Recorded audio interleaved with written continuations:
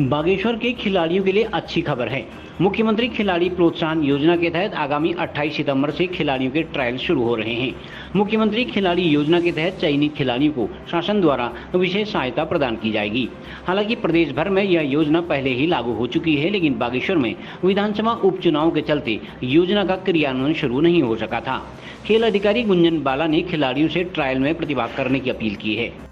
सबसे पहले तो मैं आपको बताना चाहूँगी कि जो हमारी मुख्यमंत्री प्रोत्साहन कार्यक्रम योजना है खेल नीति के अंतर्गत है, जिसके हमको दिशा निर्देशन दिए गए थे कि हमें जल्द से जल्द करवाना है और हम अपने जनपद में शुरू करने जा रहे हैं, जिसमें खिलाड़ियों के जो सरकार है खिलाड़ियों के मनोबल को बढ़ाने के लिए और उन्हें ज़्यादा से ज़्यादा खेलों का लाभ मिले, उसके लिए हम लोग ये मुख्यमंत्री खिलाड़ी प्रोत्साहन योजना चलाने जा रहे हैं, जिसमें मैं आपको बताना चाहूँगी कि ये योजना 14 से 23 वर्ष के बालक बालिकाओं के लिए कराई जा रही है, जिसमें 4 एज ग्रुप रखे गए हैं, जिसमें हम 14 से 17 और 17 से 19 और 19 से 21 और 21 से हमारे 23 इसमें प्रति आयु वर्ग में प्रति खिलाड़ी को इसमें 12 खेल रखे गए हैं, जिसमें एथलेटिक्स है, बॉक्सिंग है, जूडो है, कराटे है, ताइक्वांडो है, वॉलीबॉल है। ऐसे ही 12 खेल हमने इसमें रखे हैं, जिनमें जो भी खिलाड़ी हमारे इसमें प्रतिभाग करेंगे उनको प्रति माह 2,000 रुपये की धनराशि दी जाएगी और 10,000 उन्हें उनके खेल किट के लिए दिया जाएगा। इसमें दो प्रकार से हम लोग चयन प्रक्रिया करवा रहे हैं, जिसमें शारीरिक दक्षता परीक्षण होगा और दूसरा है स्किल टेस्ट। इसमें 2 चयन प्रक्रिया से हमारे खिलाड़ी गुजरेंगे।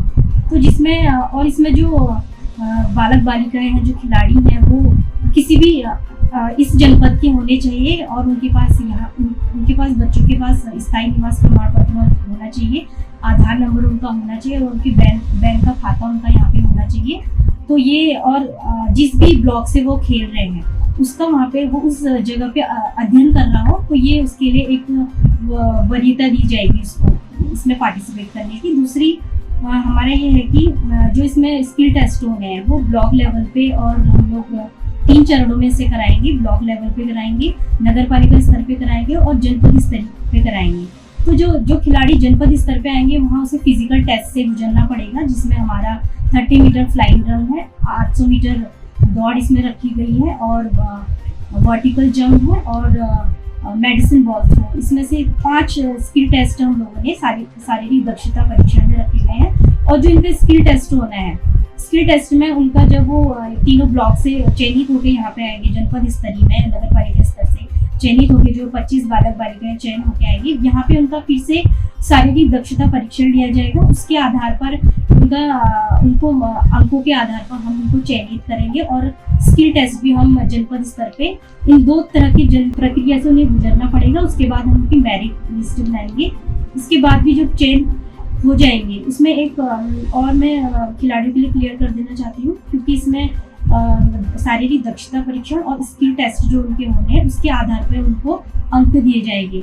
और जो उनकी जो वरीयता सूची में अगर कुछ अंतिम में समान अंक वाले बच्चे हमारे पास आ जाते हैं, तो जो स्किल टेस्ट के जो नंबर है उसके आधार पर उनका चयन होगा। और उसके बाद भी अगर वो स्किल टेस्ट में भी उनके नंबर बराबर आते हैं तो फिर उनका हम रीट्रायल रखेंगे और रीट्रायल में जब ये तब तक चलते रहेगा जब तक उसकी अंतिम उसका अंक हमें प्राप्त नहीं हो जाता।